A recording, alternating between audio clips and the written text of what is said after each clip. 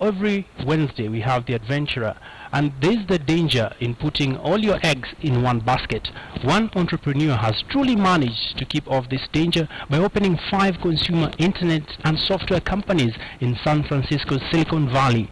Julie Hanna, an Egyptian native living in America, is also the founder of the leading online microfinance Kiva, which mobilizes small deposits from people and lends it to entrepreneurs.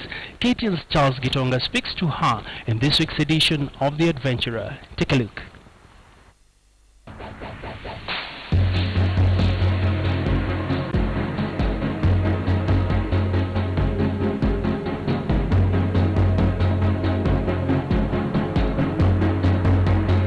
Thank you, Julie Hanna, for your time. And the first thing is, you've been defined as a serial entrepreneur. Maybe you can tell us what it takes to be an entrepreneur in different aspects of business. Well, first of all, Jumbo, Asante Sana for having me. What defines a serial entrepreneur is someone who starts multiple companies. And over the past 20 years, I have helped start and built 5 companies, technology companies in Silicon Valley, and now I'm invest in and advise and serve on the boards of those companies. One of those is Kiva, where I serve as executive chair of the board. And Kiva is the first and largest crowdfunding platform for global entrepreneurs. The technology sector in the country is where we are seeing quite a number of incubation hubs coming up. What are some of the tips that need to be applied when we are incubating skills and technology ideas to become bigger companies and businesses in the future? You know, it all begins with a vision. And, you know, if you have a vision about the future you want to create, your ability to tell a story around that infects people, that makes them want to be a part of that vision, to support it in some way. That's what it takes to be a successful entrepreneur. If you have something that's compelling and exciting enough, you know, the reason Kiva works is it excited people to the point where a global movement formed around it. Everybody wanted to be part of this idea that if you had access to an internet connection and as little as $25 you could loan to an entrepreneur in you know, far away or next door.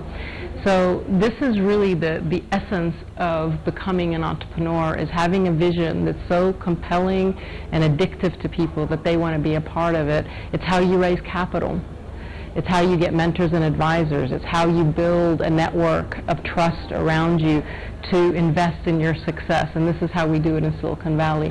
So I think really that mindset, entrepreneurship begins as a mindset and then becomes a profession. It's really a way of thinking. It has to do with not, you know, being willing to take risks, not being afraid of failure, viewing failure as a form of experimentation. It's sort of Thomas Edison's attitude toward failure. I haven't failed, I've found 10,000 ways that won't work. And 10,001 might, and that's all that matters.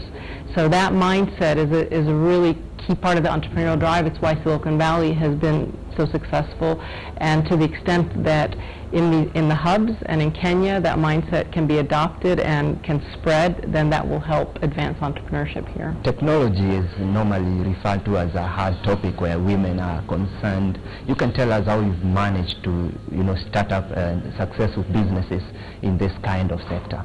As a technologist in Silicon Valley, I never thought about my gender. I was a geek and a maker, and I wanted to build products, and I wanted to change the world.